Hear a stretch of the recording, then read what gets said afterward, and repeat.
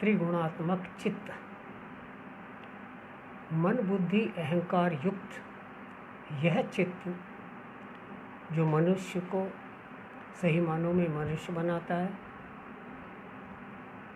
या जानवर भी बना देता है, जिसके सही सदुपयोग से मनुष्य योनि में ही रहकर देवतुल्य होकर पूजा जाता है या आत्महत्या कर लेता है, कायरतापूर्ण कृत्य करता है, स्वयं को भी दुख देता है, औरों को भी दुख देता है।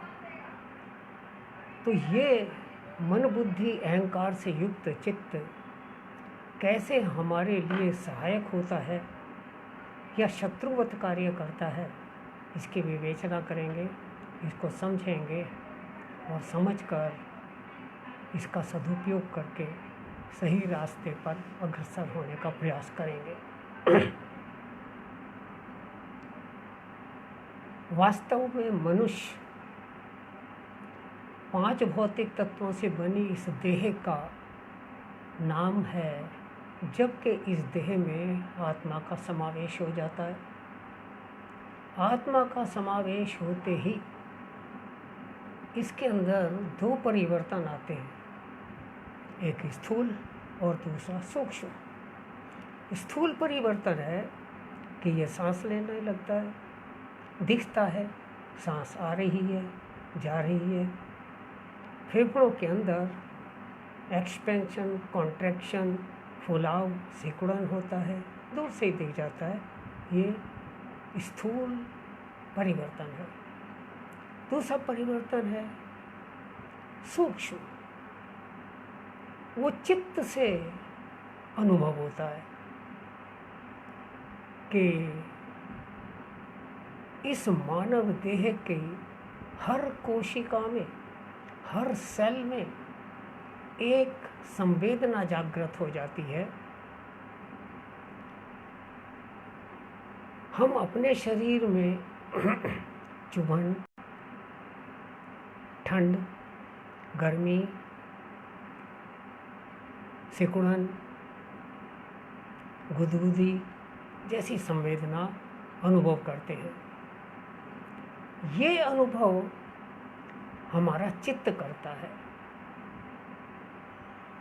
तो चित्त कैसे अनुभव करता है, चित्त क्या है, चित्त का कैसे सदुपयोग करें, इसको जानना बहुत आवश्यक है।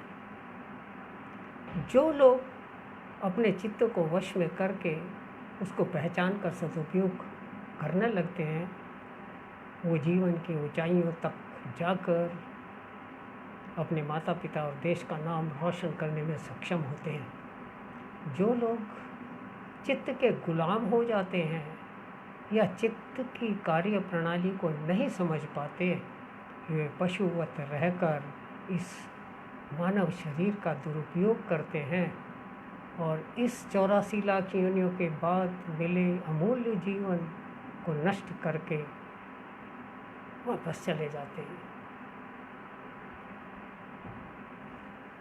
हम देखते हैं कि जैसे हम सांस लेते हैं तो हमको पता चलता है कि सांस नासिका में कहाँ छुई, नासिका के अग्रभाग पर, मध्य भाग पर या पीछे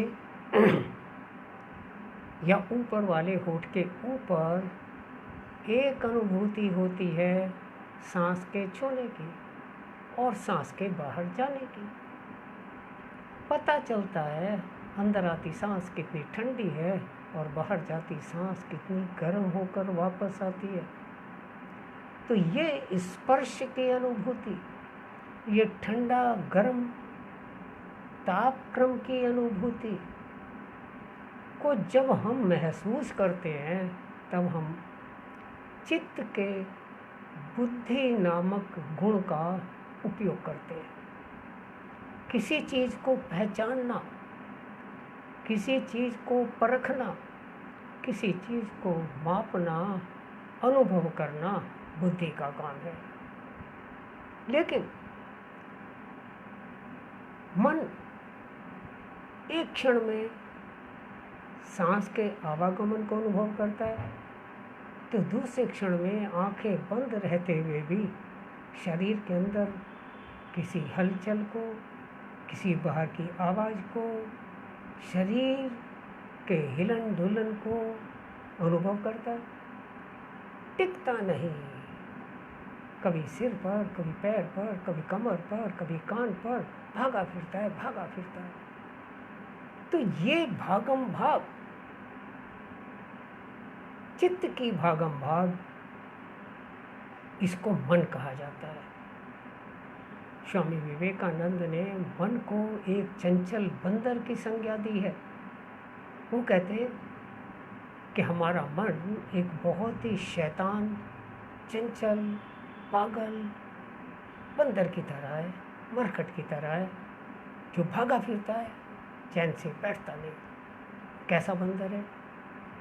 चंचल और शैतान तो है ही, साथ में ऐसा बंदर है जिसको कहीं से एक शराब की बोतल मिल गई, मदिरा मिल गई, वह उसको पी लेता है, नशे में हो जाता है, फिर और ज़्यादा छलांग लगाता है, और ज़्यादा शैतानी करता है। और ये शैतानी करते करते वो कभी यहाँ बैठता है, कभी वहाँ बैठता है। इसी बीच उसको एक उपला मिल जाता है, गोबर का कंडा मिल जाता है, वो उसके ऊपर कुर्सी बनाकर बैठता है। और उस गोबर के कंडे के अंदर एक बिच्छू है। जैसे वो उस पर बैठता है, उसके नितंब में बिच्छू काट जाता है। अब ये शैतान, मरकट, शैतानी इसके स्वभाव में, ऊपर से मदिरा पी ली, तीसरे उसके नितंब में बिच्छू ने डंक मार दिया, उसका दर्द। उसके बाद जो वो उछल कूद मचाता है, भागा भाग करता है, उससे कहीं ज़्यादा चंचल ये हमारा मन है। वास्तव में हमारे चित्त को एक जगह न ठहरने का कारण यही मन की भागम भाग है। लेकिन वो चंचल बंदर को एक मदारी पकड़ लेता है और उसको धीरे धीरे या मार मार कर, कोशिश करके, लगातार प्रयास करके ऐसा साध लेता है कि अब वो मदारी के कहने में चलता है, डुगडुगी पर नाचता है। मदारी जो कहता है, इशारे को समझता है, वैसे ही करता है। और मदारी इस बंदर से अलग अलग कारनामे दिखाकर अपनी जीविका उपार्जन करता है, कमाई का साधन बना लेता है। जो लोग मन को साध लेते हैं, मन को टिकाना सीख लेते हैं, वो इस मन से लाभ उठाते हैं। और जो लोग मन से हार जाते हैं, वो सदा दुख पाते हैं। श्रीमद् भगवद गीता में भी एक श्लोक आता है, असंशयम महाबाहो मनो दुर्निग्रहम चलम अभ्यासेन तु कौन्तेय वैराग्येण च गृह्यते। अर्थात इसमें कोई संशय नहीं कि यह मन बड़ा चंचल है, इसको काबू में करना बिल्कुल असंभव है, बहुत कठिन है। लेकिन दूसरी लाइन में इसका तरीका भी बताया गया है कि अभ्यासेन तु कौन्तेय वैराग्येण च गृह्यते। और अगर हम ये वैराग्य कर ले कि इसको हमको